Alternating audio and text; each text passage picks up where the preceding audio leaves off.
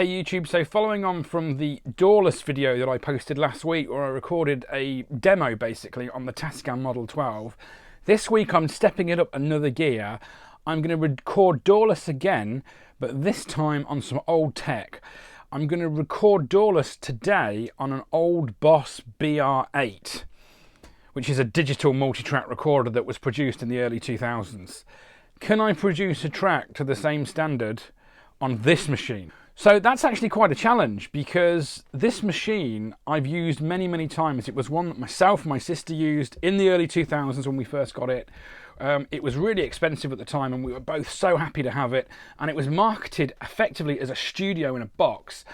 And I maybe took that a little bit too seriously, because I really thought, my God, now I've got a digital multi-track recorder that is not recording onto 4 tracks and a tape. I've got 8 tracks and digital recording. I can produce studio quality recordings.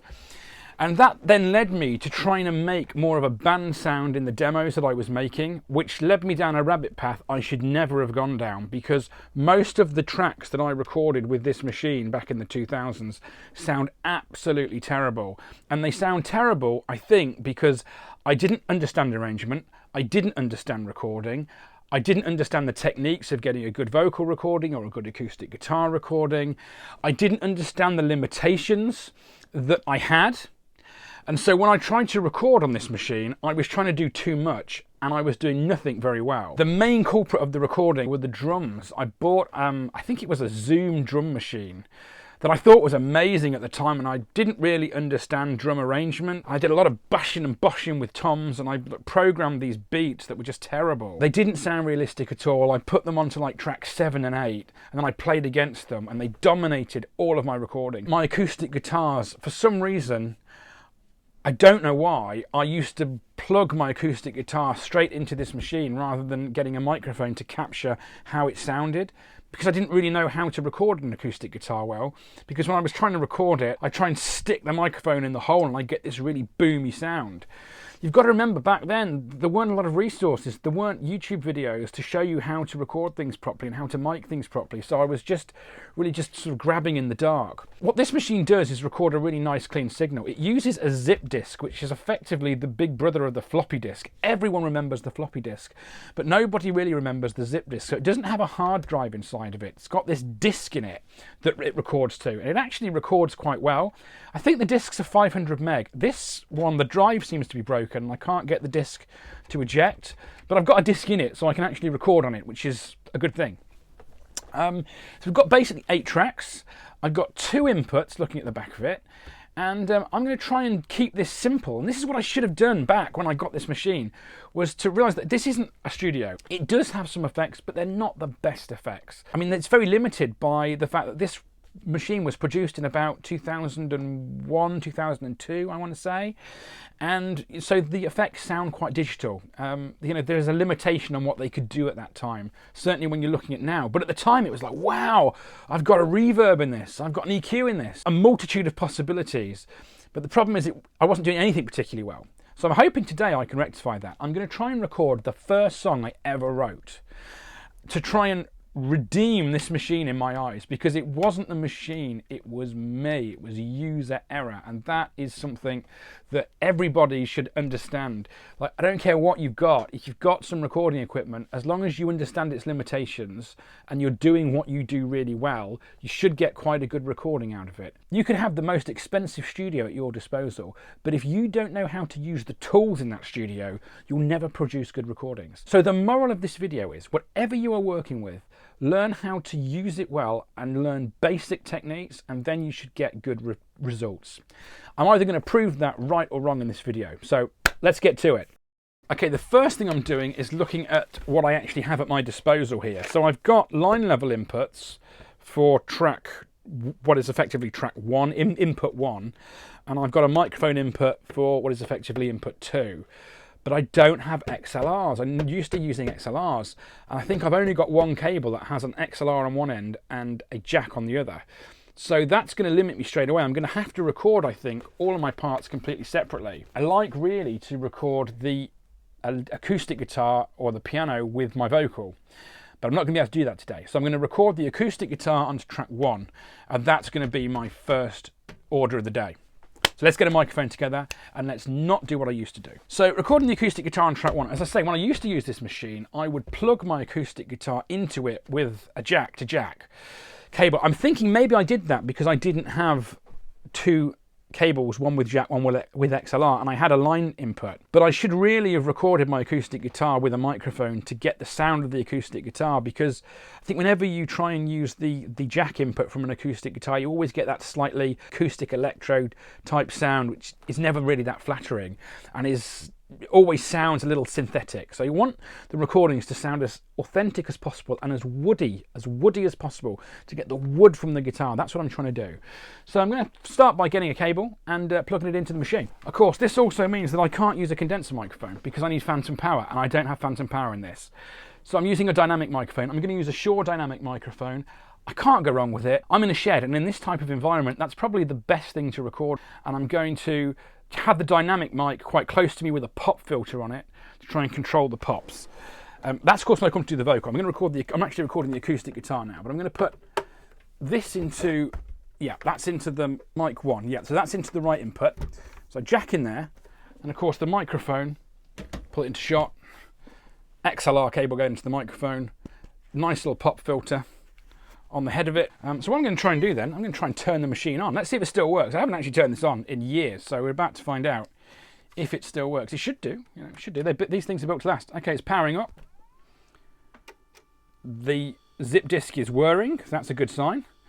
And I'm getting the little menu screen on top of here as well. So far, so good. I'm going to arm track 1. So I've put my guitar microphone, the Shure microphone, into mic 1 vocal selection. I've got a good input level on it. We've got effects, but I'm not going to use them at the moment. We'll talk about those in mix down. I've turned all the other tracks down so I can't hear anything that was previously recorded on the session.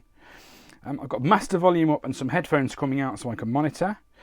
And then I've got my play and record. So when I hit the play and record, I should be recording my acoustic guitar. So let's go over to the acoustic guitar, get it mic'd up, and start playing it.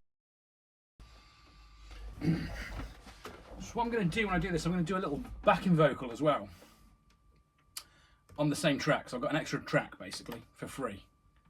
It's whirring. The machine is making a lot of whirring noises. I think that's okay though. Okay, so what I'm going to do is I'm going to record the guitar. I'm also going to do a backing vocal to effectively give me an extra track. I'm committing to it, so I can't get rid of it later, but I think it's probably a good idea because I'm going to want some backing vocals here. And I'm going to try and play this with as much dynamics as possible. So I'm not doing much processing, obviously. I'm just trying to capture the signal of the guitar well. So hopefully that'll come through in the final recording. So here we go. 1, 2.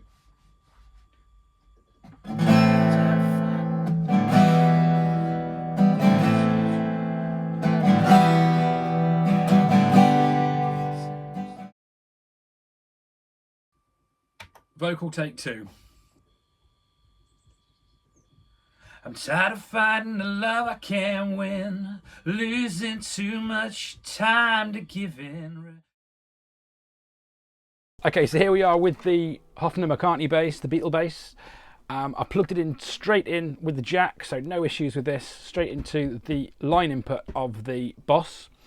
And the Boss actually has some like guitar amp modelling, must be really early guitar amp modelling, but one of them is called, I'm just showing you the screen, is called Driving Bass, which to my ears is sounding pretty good.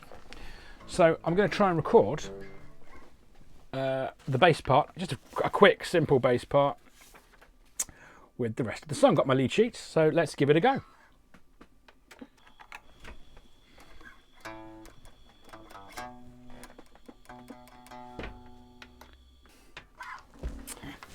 Saying disc full. Shit. 1.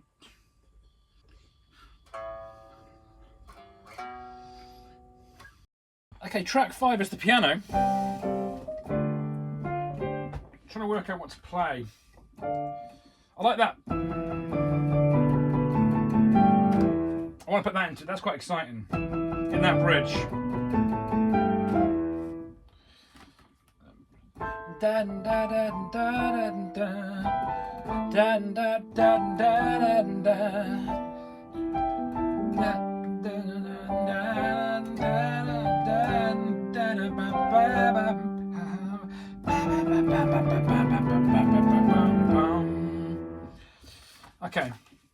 give it a go.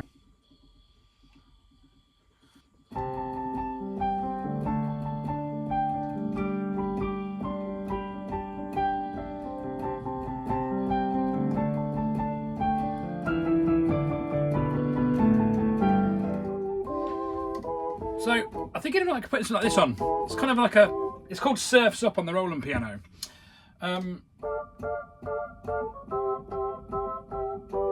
Sort of thing. I think that sounds cool. So I'm going to put that in like the second verse. So on track 6, on the second verse, that's coming in.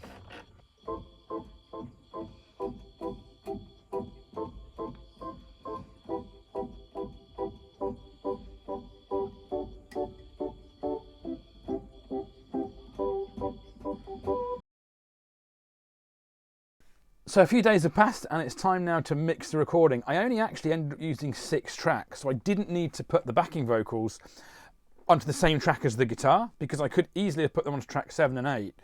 But I didn't plan my tracks out before I started, which was perhaps a mistake in retrospect.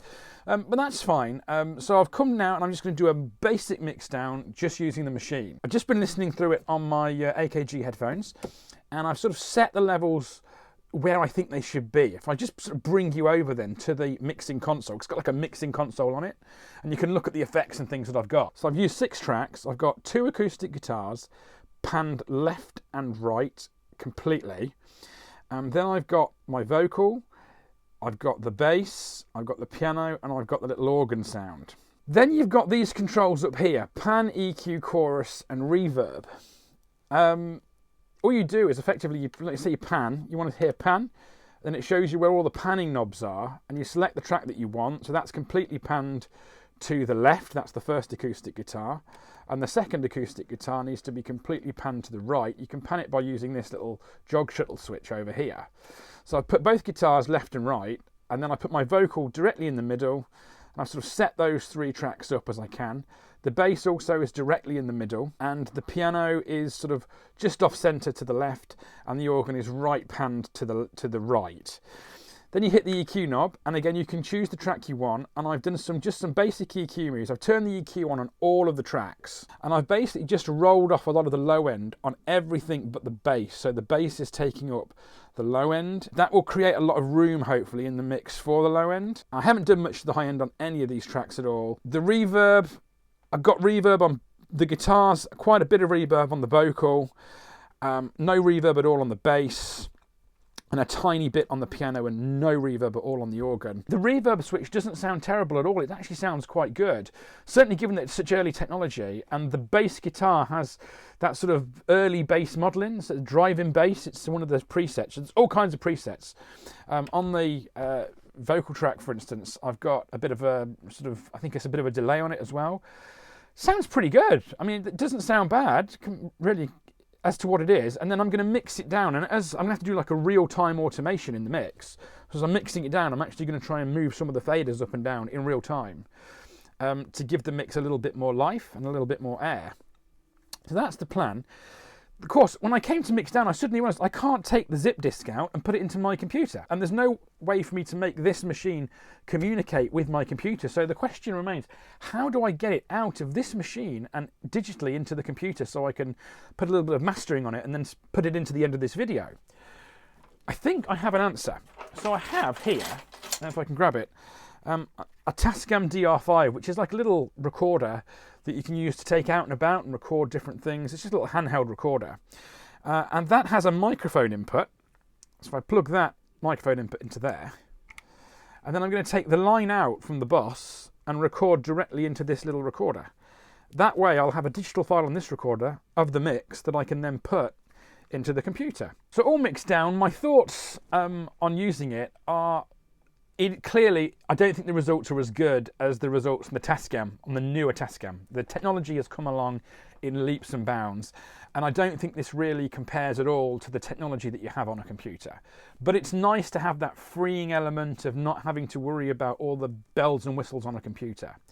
It does have some compression on it, it does have reverb, it does have chorus and delay, it does have EQ. And for the most part, they're usable. they don't sound amazing, but they're usable, and they don't compare at all to the newer reverbs, the newer compressors on the Tascam that I worked with last week. But for early 2000s technology, they're fantastic, and there's nothing wrong with this machine, and there's nothing to stop you recording reasonably good sounding demos from it. The reason I didn't produce good sounding demos 20 years ago is because I didn't understand the basics. I didn't understand how to mic a guitar. I didn't understand how to EQ a guitar. I didn't understand how to use compression at all. I didn't understand where to use reverb and when, importantly, not to use it. And I also didn't understand about arrangement. So if you've just got everything playing all at once, it just sounds like a hot mess. It doesn't matter how much you mix it, it's always going to sound like a hot mess.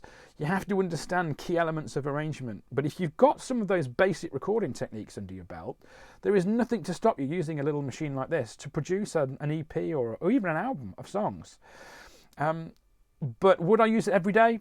Probably not. I still prefer using my computer ultimately, if push comes to shove. But sometimes it's nice to free yourself from all of the technology in the computer and to go back to a more basic way of recording. And this is a really, really good basic way of recording. And remember, I went from the 4-track tape machine, the Tascam 4-track tape machine, the 424, to this machine. And that is a huge step up in technology and what you could do.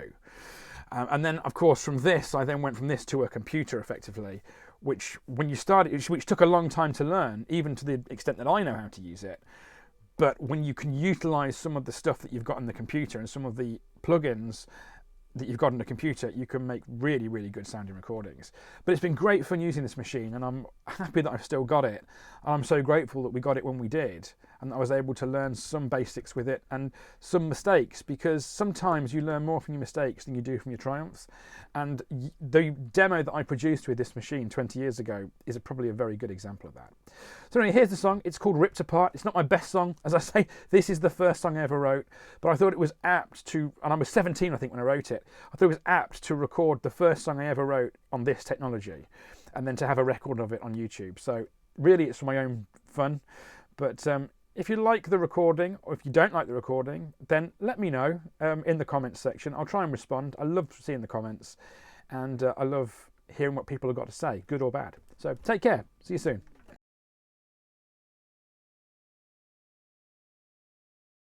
I'm tired of fighting the love I can't win, losing too much time to give in. Remember the good times, thought I could win. Losing's reality, destruction set in. Seasons change, feeling the same. Years march by, rolling's my game. Cold as ice, I made you leave, and I'm eager to prove all I can be. Ripped apart, torn to shreds, only hanging on by threads. I'm ripped apart, torn to shreds, only hanging on by threads. Time's a demon hunting me, made me see reality. Wind's been blowing in the rain, and the rain's been pouring on my face, 'cause I'm ripped apart, torn to shreds, only hanging on by threads. I'm ripped apart, torn to shreds, only hanging on by threads.